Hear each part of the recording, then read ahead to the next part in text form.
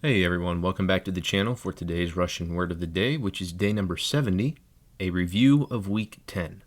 In this week's lessons, we started with words for foods, but we ended with a few words for furniture that you would find in the kitchen. Let's start our review lesson by reviewing the words for food that we learned this week. First on our list was the word for butter. Масло.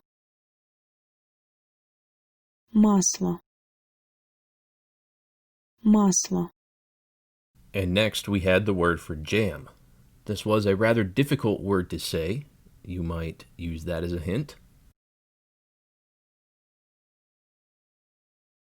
Варенье.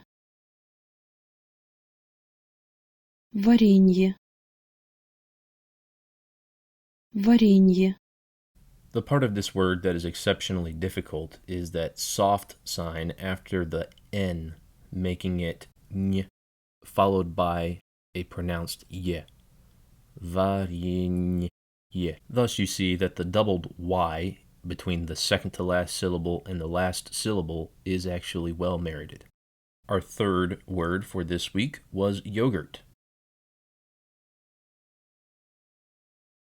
Йогурт. Йогурт. Йогурт. Since this is a cognate of the English word yogurt, that should make it pretty easy for you to remember.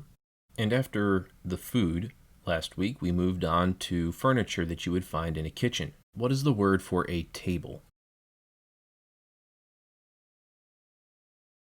Стол. Стол. Стол. And next we had a word that might be easily confused with stol, meaning table.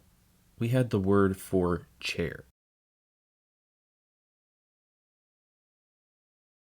Стул. Стул. Стул. And our last word for the week was the sink. What is this word for sink? Раковина. Раковина. Раковина. This last word is also more complex. I had a pretty detailed treatment of how to pronounce it in the original video, so if you'd like to see it, go ahead and click on day 69 in this series. But that is it for this lesson. If you've enjoyed this video, give it a like. If you found it helpful as well, that lets me know that you appreciate what we are doing here. Also, don't forget to subscribe to the channel so you don't miss out on any of our future videos. We'll see you again tomorrow with a new word of the day. Пока for now.